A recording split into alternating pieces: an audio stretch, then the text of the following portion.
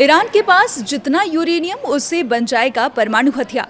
America चाहता है कि ईरान अपना यूरेनियम उसे सौंप दे। ईरान के यूरेनियम पर अमेरिका के साथ साथ चीन और रूस की भी नजर है। क्या इस डर की वजह परमाणु हथियार है? जानेंगे इस वीडियो में। आप देख रहे हैं न्यूज़ 18 का डिजिटल प्लेटफॉर्म और मैं हूं आपके साथ पल्लवी त्रिपाठी। अमेरिका, चीन और रूस की नज़र ईरान के संवर्धित यानी एनरिच्ड यूरेनियम पर है।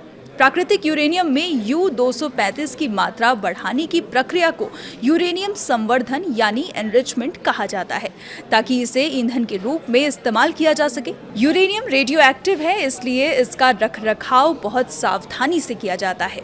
नेचुरल यूरेनियम का उपयोग सीधे परमाणु हथियारों में नहीं किया जा सकता। इसे एनरिच की प्रक्रिया से गुजरना पड़ता है, जिससे इसमें यूरेनियम 235 आइसोटोप की मात्रा बढ़ जाती है। 60% एनरिच यूरेनियम यह हथियारों के लिए आवश्यक 90% संवर्धन के बेहद करीब है।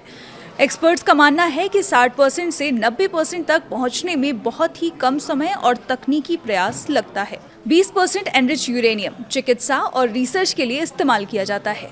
3.6% एनरिच यूरेनियम नागरिक परमाणु रिएक्टरों यानी बिजली बनाने के लिए इस्तेमाल किया जाता है।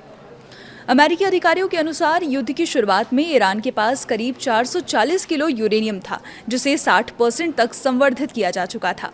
इस सामग्री को हथियार ग्रेड यूरेनियम के लिए जरूरी 90% स्तर तक तेजी से संवर्धित यानी इनहैंस्ड किया जाता है।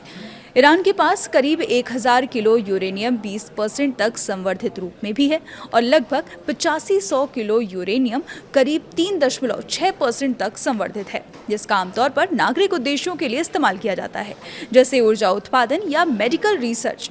ज्यादा इनहैंस्ड यूरेनियम, जिसे परमाणु हथियार बनाने के काम में लाया जा सकता है, उसका ज्यादातर हिस्सा इस्फहान में रखा गया है। यह संयंत्र ईरान के 3 भूमिगत परमाणु ठिकानों में से एक है, जिन्हें पिछले साल अमेरिका और इजराइल के हवाई हमलों में निशाना बनाया गया था।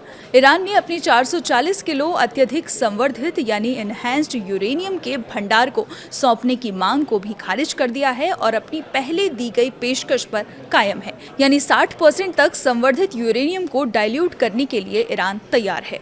ईरान का कहना है कि उसकी सभी परमाणु सुविधाएं पूरी तरह शांतिपूर्ण हैं और IAEA का भी कहना है कि उसे किसी सक्रिय परमाणु हथियार कार्यक्रम के सबूत नहीं मिले हैं। अमेरिकी रक्षा खुफिया agency US defence intelligence agency के मई 2025 के आकलन में कहा गया था कि ईरान संभवतः एक हफ्ते से भी कम समय में एक परमाणु उपकरण के लिए काफी हथियार ग्रेड यूरेनियम तैयार कर सकता है। हालांकि उसी रिपोर्ट में यह भी कहा गया कि ईरान लगभग निश्चित रूप से इस समय परमाणु हथियार नहीं बना रहा, भले ही उसने ऐसे कदम उठाए हैं जो अगर वह ऐसा करना चाहे तो कर सकता है। ईरान के इनहैंस्ड यूरेनियम की वजह से अमेरिका को परमाणु हथियार का खतरा लग रहा है। ईरान अपनी इस ताकत को किसी भी कीमत पर नहीं खोना चाहता। ऐसे में ये क्लैश लगातार बना हुआ है। अब इसमें कौन हार मानता है और क्या दोनों देश जंग का रास्ता अपनाते हैं, ये देखने वाली बात होगी। फिलहाल के लिए इतना ही। देखते रहिए न्यूज़ 18।